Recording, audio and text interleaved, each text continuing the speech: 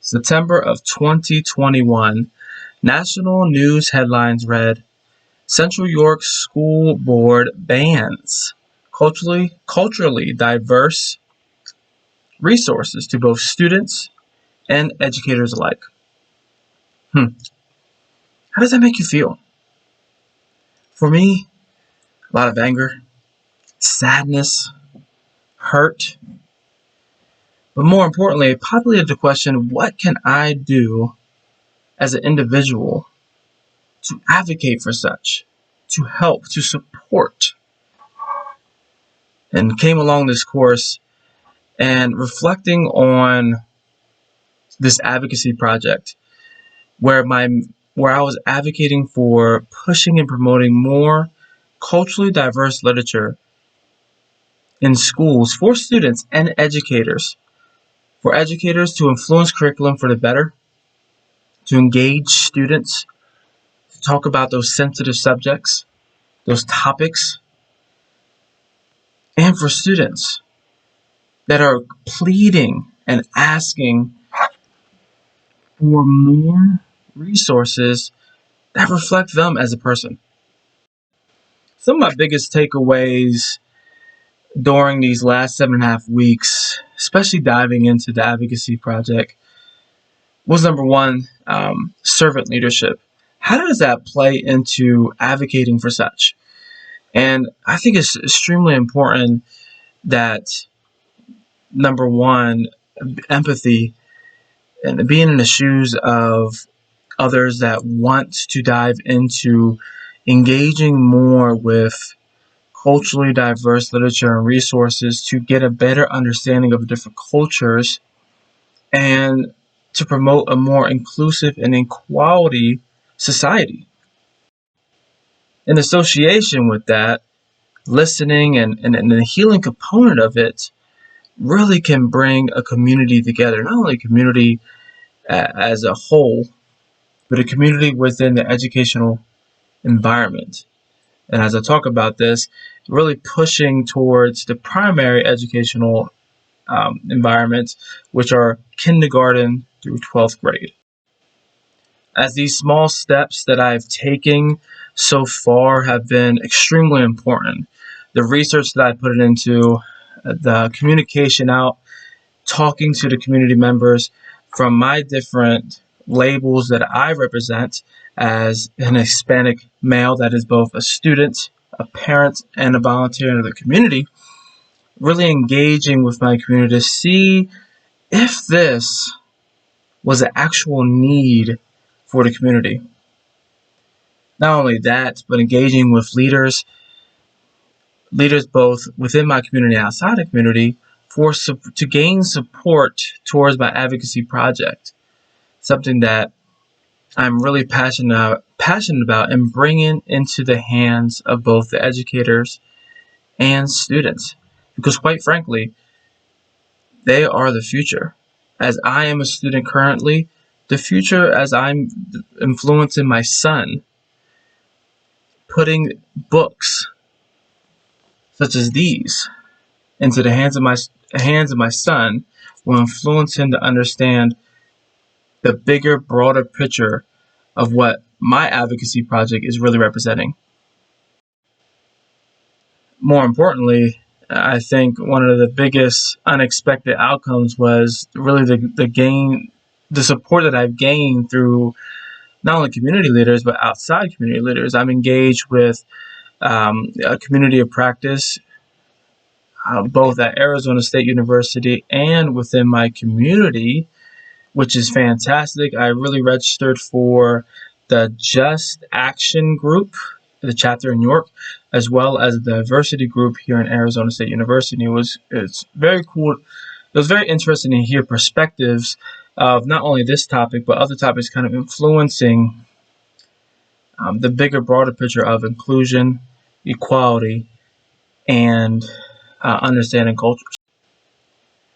With all the unexpected outcomes and really successes that came out of it, I wish I could have done a little bit more better in being more proactive in time hacks and in engaging in this project. It's very difficult, and with everything that I have put myself in with a new position at my current job, as well as being a parent and a family man, and the other things that I'm engaged with, I wish I gave 100% of effort and not 80% of effort, which is definitely reflected in my work.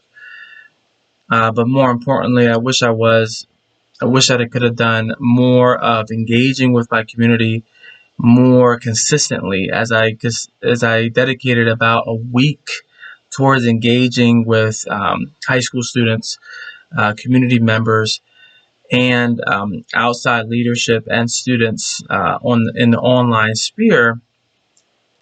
But I wish I was more consistent in getting more data and seeing if this was the actual need for students and educators alike.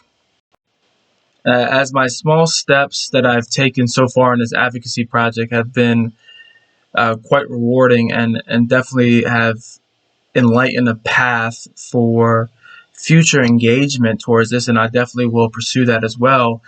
I think one of the most important things heading into the future wise is really pushing towards students and educators and getting them into a community of practice that's really engaging with these sensitive topics that are really exclusive from discussion within the four walls of an educational setting.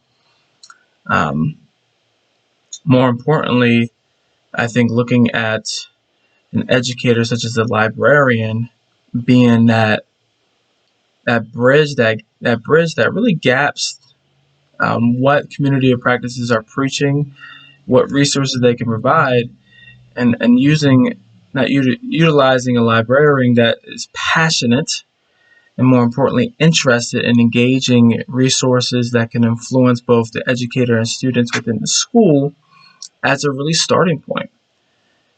But as that is a as that position is such an influence in engaging with literature, it's getting the literature in the hands of students, which I feel is important.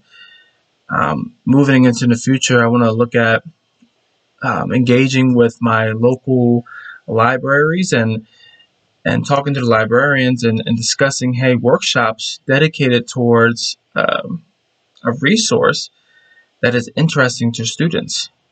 I have tons of books here that really reflect a lot towards racism and inclusion that can really be beneficial in the classroom as far as discussions and debates towards sensitive topics that are really highlighted in today's society.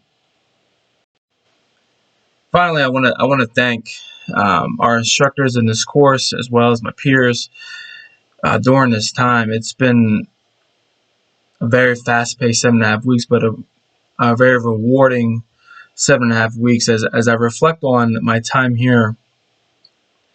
And this time in this course, it's really has really grown. I really have grown into understanding the importance of advocacy.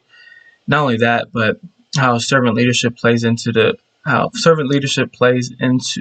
big role into advocacy, and more importantly, understanding teamwork. I think one of the most important things that came out of this was you can't do this alone. I think the introduction of communities of practice and engagement with our peers and small groups has really shown the growth, not only my project, but the engagement of individuals that have the same passion or interest that you have, which propels projects like this one to be more meaningful and successful for the long term. I want to thank you guys. I appreciate your time listening to this long video, and thank you.